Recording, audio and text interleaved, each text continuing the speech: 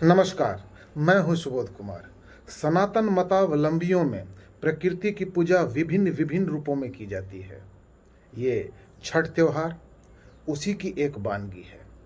आपको पता है ये छठ त्योहार कैसे मनाया जाता है, क्यों मनाया जाता है, इसकी शुरुआत कैसे हुई, छठी माता कौन है, सूर्यदेव कौन है जिनकी उपासना की जाती है, छठी मैया कौन है जिनकी उपासना की जाती है, किस विधि से उपासना की जाती है।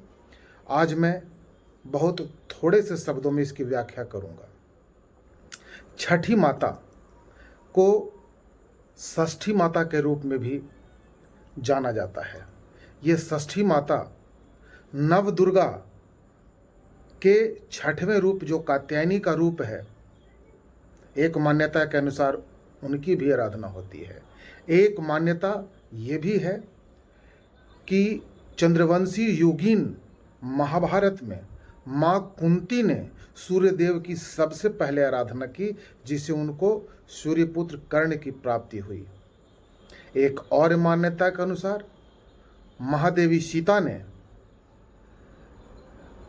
अपने परिवार के ऊपर जब कष्ट आए तो उसके निवारण के लिए उन्होंने सूर्यदेव की उपासना की। मान्यताएं बहुत सी हैं, लेकिन उन मान्यताओं के बीच मैं षष्ठी माता का जिक्र करना चाहता हूँ। ब्रह्मदेव की पुत्री मानस पुत्री के रूप में माँ षष्ठी को जाना जाता है, जिसे हम छठी मैया कहते हैं। मानस पुत्रियों में छठवें रूप, प्रकृति के छठवें रूप में छठी माता का जिक्र आता है। वहीं सूर्यदेव की बहन के रूप में भी छठी माँ जानी जाती हैं, और कार्तिकेय जो गणेश भगवान के भाई थे, कार्तिकेय जी की पत्नी के रूप में भी छठी माता को जाना जाता है। एक और मान्यता है कि महादेवी द्रौपदी ने जब उनको कष्ट हुए तो अपने कष्ट के निवारण के लिए उन्होंने सूर्य की और छठी माता की आराधना की। सबको जब फल मिले तो उसी से ये परंपरा चली आ रही है कि सूर्यदेव और छठी माता की विशेष आराधना से बड़े बड़े दुख का निवारण हो जाता है। इस छठ व्रत की पवित्रता के बारे में आप जब जिक्र करेंगे तो ये इतना पवित्र त्योहार है कि यहाँ उगते सूरज की तो पूजा की ही जाती है, ढलते सूर्य को भी अर्घ्य दिया जाता है। खड़ना तिथि के दिन जो 8 प्रहर का दिन होता है, तो 8 प्रहर के दिन में खड़ना मनाया जाता है। तो खड़ना में वो खीर खिलाया जाता है उस व्रती को जो दिन भर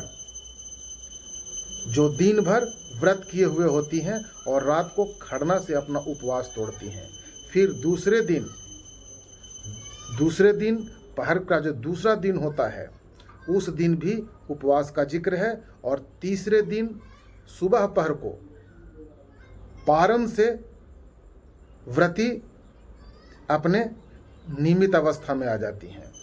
और इस प्रकार भगवान सूर्य और जल यानी नदी, तालाब या किसी भी पवित्र जल से सूर्य की आराधना की जाती है। यानी सूर्य और जल के संगम से यह पवित्र त्योहार मनाया जाता है।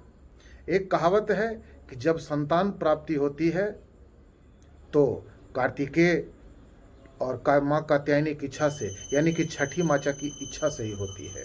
तो इसीलिए अगर किन्हीं को संतान प्राप्ति नहीं हो तो वो छठ व्रत करते हैं। किन्हीं की शादी नहीं होती हो तो वो छठ व्रत करते हैं, और सारी मनोकामनाओं की पूर्ण की देवी षष्ठी माता को माना जाता है। तो आज हमने कुछ विशेष जानकारी देने की कोशिश की। अब अगले भाग में इसके विषय में मैं ज़रूर बताऊंगा कुछ विशेष जानकारी लेकर। नमस्कार।